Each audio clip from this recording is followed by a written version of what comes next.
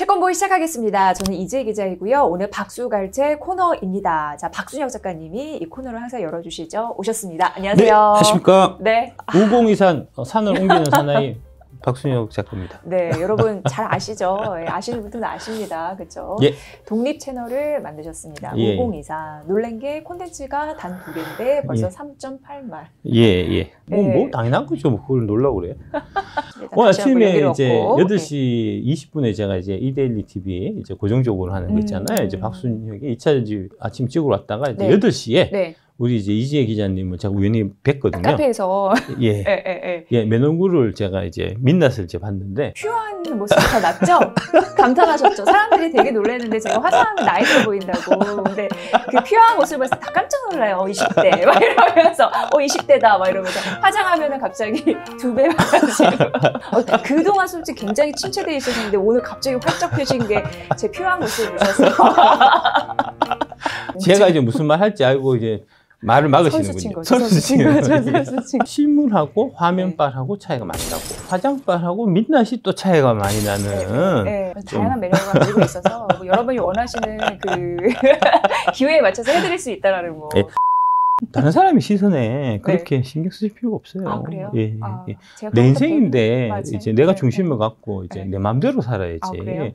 남들이 이러쿵저러쿵 한다고 해갖고 네. 그에 휩쓸리다 보면은 내가 중심을 잃는 거거든요. 악플 때문에 되게 이제 고통을 겪으시는 분들이 되게 고민 많이 하고 실제로 맞아요. 이제 악플 때문에 뭐 자살도 하잖아요. 예. 그런 분들이 있고 한데 좀 단련을 하셔야 된다고 저는 생각하고요. 대한민국 사람들 중에서 제가 단연코 말씀드릴 수 있는 거는 악플에 나만큼 강한 사람이 없을 것 같아요. 그건 그래요. 악플뿐만 아니잖아요. 예, 그게 그 이제 악플에 왜 자꾸 신경을 쓰냐면은 이제 남들이 나를 좀 좋게 봐줬으면 하는 그런 마음 때문이거든요. 그런 마음을 사실 가질 이유가 없잖아요. 내가 이제 내 스스로에 만족하고 내가 내 하는 일에 이제 뭐랄까 이게 옳은 길이다 생각하고 하는 거면 그거를 남들이 인정해주고 안 해주고는 그 다음 문제잖아요. 내가 스스로 나를 인정하고 내가 내 마음에 드는 삶을 사는 게 중요하지. 다른 사람들의 이제 눈에 맞게 하기 위해서 내가 아닌 그런 모습을 자꾸 보여주려고 하는 거는 스스로를 망치는 거고, 악플은 항상 제가 말씀드리지만 악플은 피할 수 있는 대상이 아니고 극복해야 될 대상이다. 많이 도움 주시고요. 저는 이제 앞으로 무수의 풀처럼 혼자 가겠습니다. 제목대로 잘 살겠습니다. 남한의 농지 개혁 성공은 인플레이션 때문이다. 최근에 이제 건국 전쟁이 100만 관객이 넘어갔고 이제 그 독립 영화 치고는 이제 되게 큰 센세이션을 사실은 좀 불러일으키고 있는데, 사실 이승만 별로 안 좋아합니다. 저는 김구 선생님을 이제 되게 존경하기 때문에 이승만이 사주해서 이제 김구 선생님을 암살을 한 게 아니냐 하는 이제 뭐 그런 얘기도 있고 해서 사실은 무관심하고요. 제가 뭐 이승만에 대해서는 공부해 본 적이 없어갖고 공부도 안 해봤는데 그 사람에 대해서 평가하는 거는 좀 이제 어폐가 있을 것 같아서 평가 자체를 안 하고 있고요. 그래서 뭐 그렇고, 근데 건국전쟁이라는 영화가 이제 흥행하면서 이제 이승만 초대 대통령에 대해서 이제 뭐 다양한 뭐 얘기들이 나오고 뭐 있긴 한데, 그 이승만 대통령의 큰 업적이 하나가 있는 건 사실 분명합니다. 바로 농지개혁인데, 이 농지개혁이 사실은 의도했던 바가 아니고 역사적인 좀 우연에 의해 갖고 대한민국에 큰 변화를 이끌어온 그런 건이 아닌가. 특히 그게 이제 관련되어 있는 게 바로 인플레이션하고 연결이 되어 있기 때문에 우리 채권 부위고 이제 방송하고도 딱 이제 맞는,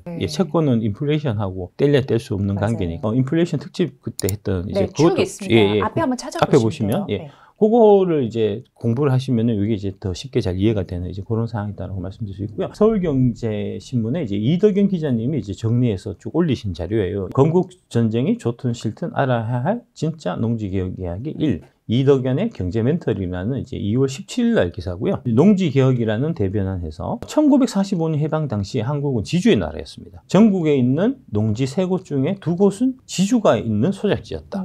대토지를 보유한 지주들이 이제 땅의 3분의 1을 갖고 있고 나머지 이제 3분의 1 땅만 자영농이 경장을 하던 이제 그런 거였는데, 소작지가 147만 정도로 비중이 63.4였고 농가 비중으로 보면은 전체 206만 농가 중에서 172만 농가가, 그러니까 83.4%가 어떤 형태로든 소작을 했다. 그래서 농가밭 3분의 2가 소작지고 전국 농민 5분의 4가 소장인이었다는 겁니다. 이게 농지 개혁을 통해서 이제 대대적으로 개혁이 되면서 지금 같은 이제 대한민국의 그 평등한 사회, 시민사회가 사실 형성됐던 이제 계기가 된 거고요. 이런 이제 소작인들을 유럽에서는 이제 옛날부터 농노라고 불렀습니다. 네. 농노가 바로 이제 우리가 시민 얘기하잖아요. 제가 이제 요새 동료 시민 이런 얘기 쓰면은 아니 그 한동훈이 쓰는 얘기를 왜 네가 쓰냐 이러면서 경기를 일으키는 분들이 있는데 댓글에 야, 이 정치병자들 좀 정신 차려라 좀. 정치 아유, 진짜 그 동료 시민이라는 얘기가 네, 뭐냐면 네. 시민의 그런 반대되는 개념이 있을 거잖아요. 네. 그 반대되는 개념이 바로 농노입니다. 소작농들 옛날로 치면 그 소작농들이 이제 농노에 해당되는 거고요. 그럼 자영농이 있을 거 아닙니까? 자영농이 바로 시민입니다. 그 시민을 이제 우리가 동료로 같이 하나의 뜻을 갖고 이제 이 땅의 기득권을 타파하고 하는데 이제 힘을 합치자 하는 이제 네. 그런 의미로 쓰는 단어가 동료 시민이라는 단어거든요. 민주주의 이제 개념으로 보면은 아주 좀 훌륭한 단어고 널리 사실 쓰이는 단어인데 그게 미국에서 My Fellow Citizens라고 연설할 때 항상 쓰는 단어예요. 근데 우리나라 이 사람들이 뭐 정치에 관심 있다고 하는 사실 정치병자들이 기껏해야 이제 뭐 윤석열, 김건희 파우치백이나 뭐 김건희 주가 조작 이런 거나 방송이나 쳐보고 반대로 이제 대장동 사건, 김혜경 여사 법화 이런 것만 하루 종일 보면서 네. 자기가 마치 정치에 되게 관심이 많고 내가 정치적으로 깨어있는 사람처럼 착각하는 그런 사람들을 일컬어서 제가 말씀드리는 게 정치병자라는 겁니다. 네. 정신 차리세요.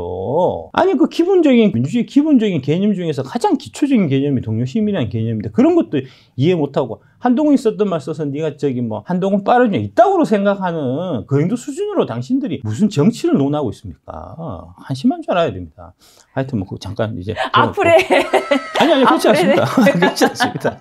이 농지개혁이 이 만석군의 나라를 완전히 뒤바꾼 겁니다. 이제 농지개혁을 통해서 지주계급이 몰락했고 일반 시민계층이 형성되는 이제 결정적인 계기가 됐고요. 그 다음에 그 고위층 부자들이 지주계급에서 기업하는 재벌로 이제 바뀌게 된 이제 결정적인 계기가 바로 이 농지개혁이었다는 겁니다. 1945년 남한의 토지 소유 실태가 소작지가 63.4%, 자작지가 36.6이었고 소작 농가 비율을 보면은 이제 소작만 하는 논이 하나도 없는 사람이 48.6% 절반 가까이 됐다는 거고요. 자소작농이라고 있어요. 이제 자기가 갖고 있는 논은 되게 조금이라서 이것만 갖고는 입에 풀칠할 수 없기 때문에 소작을 이제 병행해서 했어야 됐던. 그 당시 엔잡러 같은 느낌. 그렇죠. 예, 그런 느낌입니다. 예. 자소작농가 35% 정도, 자작농은 불과 14%밖에 안 됐다는 거고요. 기타가 이제 3%. 생산 수단을 이제 갖고 있는 사람들을 이제 부르주아라고 하고 생산 수단을 갖고 있지 않은 사람을 이제 프롤레타리아라고 하잖아요. 1945년 남한은 85%의 프롤레타리아와 15%의 이제 부르주아나 좀 뿌띠 부르주아가 이제 형성되어 있는 나라였다. 이 구조를 근본적으로 바꾼 게 바로 농지개혁입니다. 예. 근데 그 농지개혁이 사실은 어떻게 보면 좀 의도했다기보다는 좀 우연의 산물이었다는 얘기예요, 사실은. 예. 의도했던 바랑 다르게 이제 나왔으니까 결과가. 1945년 무렵 이 무렵에 보면은 이제 공산주의 사상이 사실은 전 세계를 휩쓸고 있던 시대입니다. 그러니까 지금은 보면 당연히 이제 우리가 소련과 미국의 체제 경쟁에서 이제 미국이 이겨서 이제 자본주의가 좋은 거고 공산주의는 나쁜 거고 당연히 그렇게 생각하지만 1945년 당시만 해도 미국식 체제는 구태적인 안 좋게 다들 생각했고 오히려 소련식 사회체제를 더 발전된 선진적인 체제라고 생각하는 사람들의 비중이 훨씬 더 많았습니다. 신생 독립국일수록 더욱 그랬습니다. 그래서 이제 지금 남미 같은 경우에 보면은 남미가 다 사회주의 사상이 뿌리 깊게 좌파 국가들이 많은 게 사실 그 이유고요. 뭐 아시아 쪽도 사실 그렇게 다르지는 않은데 대한민국하고 이제 뭐 태국 같은 이런 나라들 같은 경우는 이제 미국이 직접적으로 이 군사적인 목적을 위해 갖고 많은 지원이나 이런 것들을 이제 받은 나라이기 때문에 이제 남한은 자본주의, 북한은 사회주의 뭐 이런 형태로 돼 있는 이제 뭐 그런 형태로 보시면 될 것 같고요. 공산주의 사상이 유행을 했었기 때문에 불평등 이제 이런 부분들을 해소하기 위해서 이제 생산 수단을 뭐 국유한다든지 많이 갖고 있는 사람들 거를 뺏어 가지고 이제 나눠준다든지 하는 게 시대적인 흐름이었습니다. 우리 남북한만 그랬던 게 아니고 이제 전 세계적인 사실 현상이었다고 볼 수 있고요. 이에 관련해서 북한은 이제 무상 몰수, 무상 분배. 제가 90년대 학교 다닐 때 그때는 이제 운동권이 좀 잔재가 남아있던 시기여갖고 이제 북한은 무상 몰수, 무상 분배했는데 이 남한의 이승만 저 괴뢰 정권은 유상으로 이제 몰수해서 유상으로 분배해준 아주 나쁜 놈이다 이런 식으로 얘기하고 그렇게 이제 배우고 그랬었거든요. 근데 이제 전혀 그렇지 않다는 거죠. 북한 같은 경우는 이제 무상으로 몰수해서 사실은 공산당이 가진 거고 협동 이제 농장 만들어 갖고 이거는 이제 모두 인민들의 것 이러지만 이제 사실 거기서 나오는 곡물이나 이런 실제 생산물의 큰 목은 공산당들이 다 가져가고 민중들은 이제 그 찌끄러기만 남겨주는 이제 그런 형태였던 거고, 우리 남한 같은 경우는 이제 유상 몰수해서 유상 분배한 거니까 그냥 이제 돈 주고 사서 돈 주고 팔았으니까 그러면은 쌤쌤이 아니냐 하는데 사실 그렇지 않았다는 거죠. 그 이유가 바로 이제 인플레이션이라는 게 이제 이 얘기의 골자고요. 1950년 2월 2일 날 이제 농지개혁법을 통과를 시켜갖고 3월 10일 날 공포를 했습니다. 29,700 제곱미터 이상을 초과한 농지를 보유한 모든 지주로부터 토지를 강제로 매수해서 농민에게 유상으로 판매하는 것이 골자였다는 거고, 농지를 강제 매수할 때는 몰수 토지에서 나오는 생산물을 현금으로 환산한 금액의 150%를 지가로 매겨서 지주에게 지급했다. 그러니까 이제 논에서 나오는 쌀이 뭐 1억 7을 팔 수 있다고 하면은 이제 1억 5천 이게 땅값이다 이렇게 줬다는 거고요. 유상분배니까 이제 사는 사람도 마찬가지로 돈 내고 사야 되는 거죠. 할 때는 지가는 몰수 때와 마찬가지로 농지 생산량의 150% 했다. 1억 5천 주고 사야 됐다는 거고. 그럼 이제 1억 5천짜리를 1억 5천에 팔고 1억 5천에 사고 하는 거니까 쌤쌤이고 아무런 변화가 없었어야 되는데, 사실은 이게 한국 사회에 막대한 부의 재분배 효과를 불러왔고 지주계급의 몰락과 자장농, 즉 일반 농민 및 시민계층의 성장으로 이어졌다는 겁니다. 이게 이제 그때 발행했었던 이제 지가증권입니다. 여기서 우리는 디테일을 봐야 된다는 거죠. 예. 채권 보니까 딱 생각나는 게 뭐죠? 이거 나중에 휴지 조각 때는 인플레이션 맞아서 저 그런 느낌. 예전에 그 전쟁 때, 생각이 나요. 전쟁 때 발행하는 이제 전쟁 채권, 이제 나라 사랑 국채 이런 거 이제 나라 사랑하는 마음으로 샀다가 나중에 전쟁 끝나고 나서 현금 환산해 보면 인플레이션 때문에 가치가 확 떨어져 갖고 휴지 조각이나 마찬가지였다.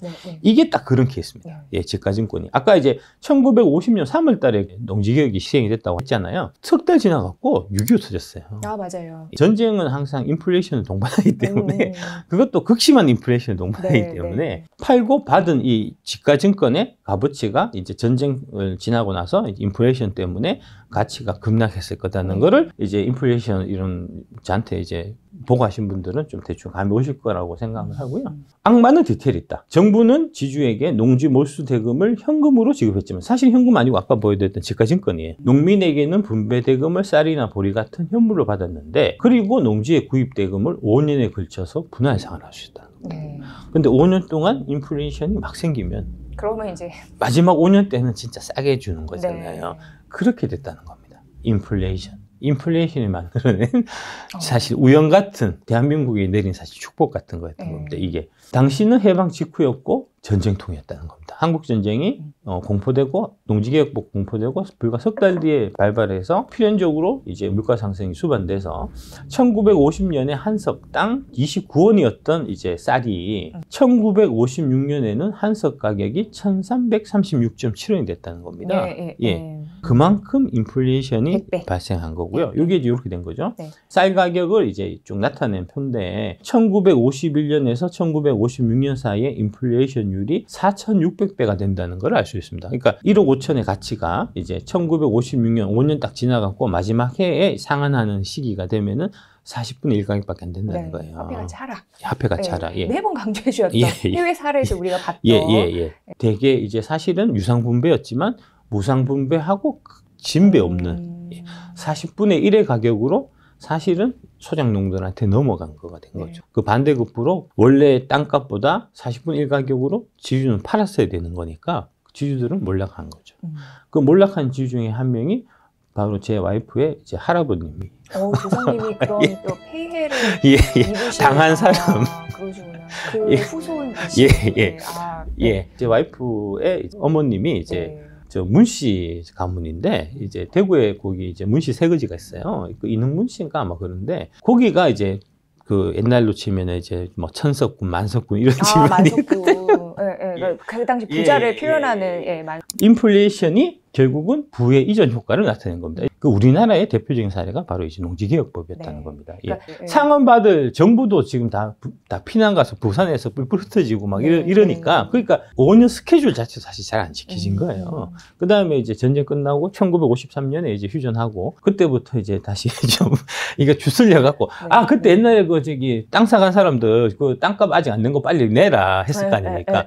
그때부터 냈으니까 실질적으로는 이제 한 1957년을 기준으로 해서 봤을 때, 그러니까 7년 지났잖아요. 그러니까 7년 지난 상황에서 상한을 완료한 사람이 41%밖에 안 됐다. 절반도 안 됐다. 예. 근데 뭐 돈 없는데 뭐 배째를 하면 어떡하겠어. 그걸 그렇죠. 못 받잖아요. 그래서 이제 실제적으로 돈이 다 납부된 거는 1960년 이후니까 6년까지만 해도 이제 40분의 1로 이게 이제 가치가 줄어든 건데 1960년 되면은 그 40분의 1이 아니고 한 100분의 1 됐을 거 아닙니까? 100억의 어느치에 농지가 있던 내가 자산가 있는데 전쟁통 지나고 그다음에 한 60년 돼가지고 실제로 돈을 받아보니까 내가 받은 거는 1억밖에 없었다는 거죠. 그 부가 이제 사실은 그 가난한 소작농들한테 다 돌아가서 그 돌아가서 이제 다 자기 토지를 갖게 된 거잖아요. 그 사람들이 열심히 일했을 거 아닙니까? 1960년대 열심히 일하고 소득 키우고 해서 그 다음에 그 아들들을 대학을 보낸 거죠. 소 팔아갖고. 그래서 그 아들들이 지금의 이제 1970년대, 80년대 대학 나와서 그 사람들이 산업을 발전시키는 원동력이 된 겁니다. 이게 농지개혁이 없었으면 계속 소장하고 있는데 애새끼를 대학 어떻게 보냅니까? 그러니까 그 소장농들이 농지개혁을 통해서 자기 토지가 생긴 거고 자기 토지가 생겼으니까 추가로 열심히 했을 거 아닙니까? 소장농부터 시작해서 내가 이제 자영농이 됐는데 이런 지긋지긋한 이 가난의 대물림을 난 안 해야 되겠다. 그래서 애를 공부시키려고 그렇게 노력했을 거고 이제 새벽부터 이제 그 밤까지 그러면서 이제 소득 키우고 하다가 소 팔아갖고 애 대학 보내고 애 대학 보낸 애가 대학 나와서 직장에 취직해서 그래서 한국의 중산층으로 자리 잡게 만든 우리나라가 진짜 축복받은 게 다른 거에 비해서 이제 되게 불평등 정도가 되게 이제 낮아요. 그 다음에 한국 사람들은 부자에 대한 존경심 따위가 없습니다. 해외는 달라요. 남미 같은 경우만 해도 남미도 마찬가지고 부자들이 무려 300년, 400년을 이어온 부자들이거든요. 대대손손 그 사람들은 이제 대부자였고 우리 아버지, 우리 할아버지, 우리 할아버지는 대대손손 300년, 400년 그 밑에서 몸종이었단 말입니다. 그 밑에서 이제 소작하고 농노였단 말입니다. 그 얼굴이나 똑같이 볼 수 있겠습니까? 그래서 이런 이제 사회적인 신분 계급의 차이가 이제 뚜렷하고 중산층이나 뭐 서민층에서 부자들을 이제 아예 우리는 다른 사람으로 취급하고 이쪽으로 이제 넘어갈 신분, 계층 상승할 생각 자체는 안 했는데 우리나라는 사실은 이제 그동안에 천석군, 만석군 하는 사람들은 다 이제 이 농지개혁을 통해 갖고 다 크게 부자가 아닌 상태가 됐고 실제로 지금 현재 부자들은 이제 재벌이라고 하는 사람들이 사실은 이때에 이제 적산불화라는 걸 통해서 이제 새롭게 형성된 1950년, 45년, 50년까지만 그 전까지만 해도 나랑 똑같은 레벨, 나보다도 못한 인간들이었거든요. 그러니까 3대만 내려가도 할아버지 때만 가도 저 새끼 저거 옛날에 나랑 우리 아버지 농사 질 때 옆에서 새끼 소작하던 새끼인데 그 손자가 내가 이제 뭐 재벌이라고 목에 힘주고 다녀봐야 그게 먹히겠냐고. 그게 안 먹힌다고요. 그게 사실 어떻게 보면 이 대한민국의 역동성을 만들어내는 이 평등한 사회 구조를 만들어내는 좀 순기능도 있으면서 그런데 이 사회에서 계속해서 이제 좀 갈등도 생기는 계급이 딱 정해져서 안정화 딱 돼 있으면 고착화 돼 있으면 사실은 이게 되게 좀 안정적이어서 이 상태로 이제 쭉 가게 되면은 좀 사회 구조나 이런 측면에서 되게 좀 안정성이 확보되는 반면에 신분을 상승하려고 하는 욕구나 이런 부분들은 없어져서 그만큼 사회가 정체되고 발전하지 못하게 되는 그런 이제 나쁜 점도 있고 뭐 이렇게 좀 혼재되어 있는데 우리나라가 좀 지금 그런 상황이라는 거예요. 여기서 이 상황에서 해외 사례처럼 이제 많은 외국에서 그러듯이 계급 간의 벽을 딱 쳐갖고 따로따로 사는 세상을 만들 건지 이 벽을 다 허물어갖고 다 같이 평등하게 사는 세상을 만들 건지 관련해서 지금 이제 정치적인 큰 관점에서 보면은 이제 다툼이 있는 이제 그런 걸로 사실 보시면 되겠습니다. 이런 것도 제가 우공에서 자세하게 한번 말씀드리도록 하겠습니다. 그 다음에 이제 지주들이 순환이 또 있었던 게 이게 고가가 이제 가격을 정해줘야 되잖아요. 가격을 법정 고가로 매겼는데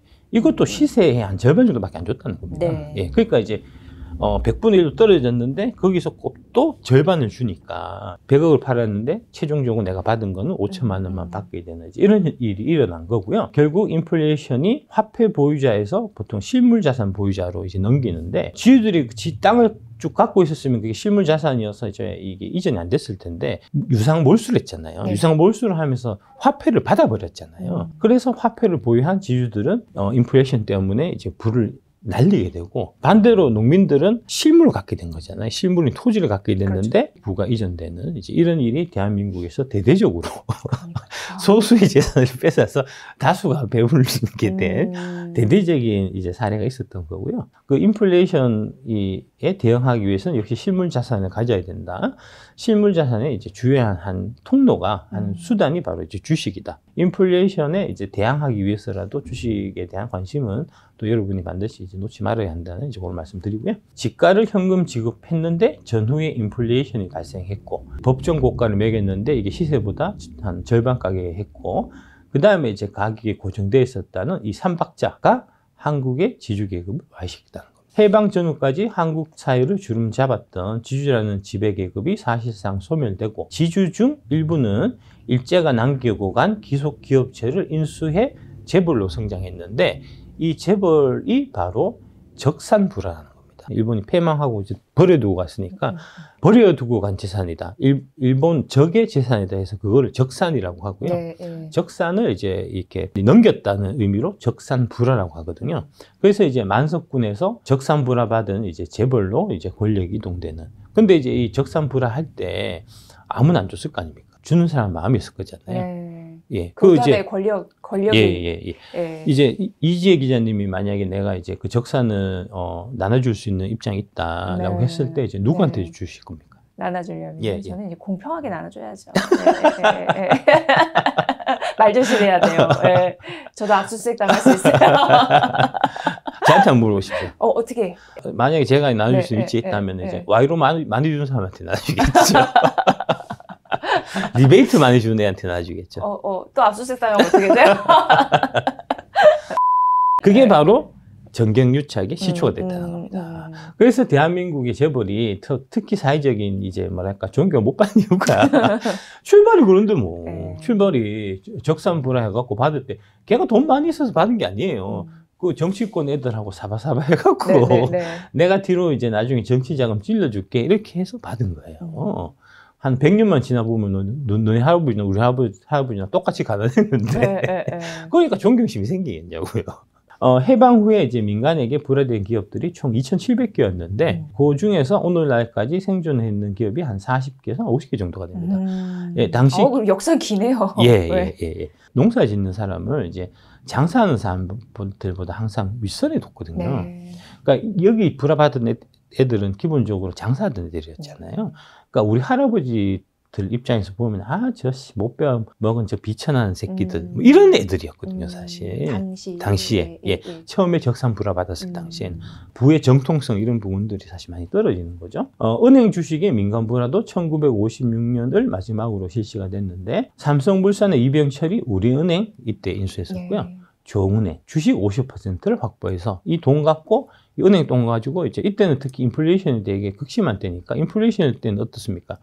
은행에서 돈 빌려 갖고 대출 많이 땡기는 놈이 장땡이거든요.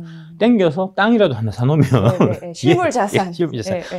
그거를 알았던 거예요. 이병철 회장이. 현명했던 거죠.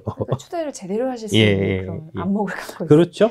그 다음에 제일은행은 사모방직에 이제 정재욱에 넘어갔고 대한양행의 이정님은 이를 계기로 해서 1959년에 서울은행을 창립했다. 저는 궁금한 게 그 이승만 초대 대통령께서 이거를 염두에 두고 하셨을지 하다 보니까 전쟁 나고 그래서 인플레이션 막 생겨갖고 이런 효과가 발생했는지 사실 난 그게 좀 궁금해요. 뭐 역사는 돌릴 수 없는 거니까 이제 뭐 우연이라고 하더라도 우연의 결론에 의해서 결과에 의해서 이제 전혀 이승만 대통령이 이제 전혀 그런 생각 없이 그냥 했지만 결과만 좋았을 수도 있고 아니면은 이제 처음부터 이렇게 해서 하면 이게 조금 인플레이션이 생겨갖고 결국은 이제 그 소작농들이 더 유리해지게 될 거야 하는 거를 이제 염두에 두고 좋은 의도로 해서 좋은 결과가 났을지 그거는 우리가 지금 현 상황에서는 판단하기 어렵지만 이런 부분들은 사실 역사학자들이 좀 이제 옛날 그 자료들 같은 거 이렇게 좀 수집해 갖고 원래 이제 선한 의도가 있었는지 없었는지 그런 거 한번 조사해 보면 재밌을 것 같아요. 이거 사실 우리 역사에서 배울 게 되게 많잖아요. 근데 그 좋건 아프건 간에 근데 그 안에 뭐 경제적 그런 흐름이 뭐가 있었는지 오늘은 그 박순영 작가님께서 매번 강조해 주시는 인플레이션. 인플레이션에 이제 인플레이션이 이제 부의 이전 효과가 있다는 네. 거 말씀드렸는데 우리나라에서 제대로 이제 한번 실현된 게 바로 이제 농지 개혁화가 있는데 네.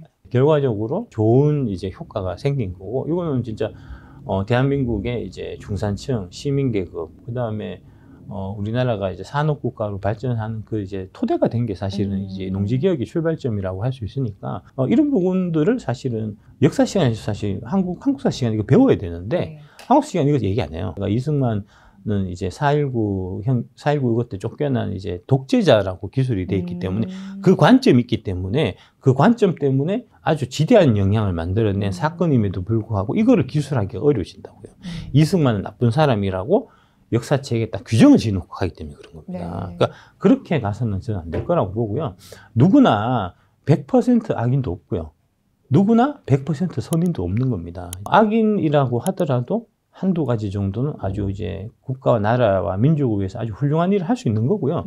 그리고 가장 중요한 건 이제 인플레이션 시대에는 실물 자산을 꼭 보유하는 것도 중요하다. 예, 앞으로도 계속 눈 크게 뜨고 무슨 실물 자산을 찾아야 될지 예. 함께 궁리를 해보도록 하겠습니다.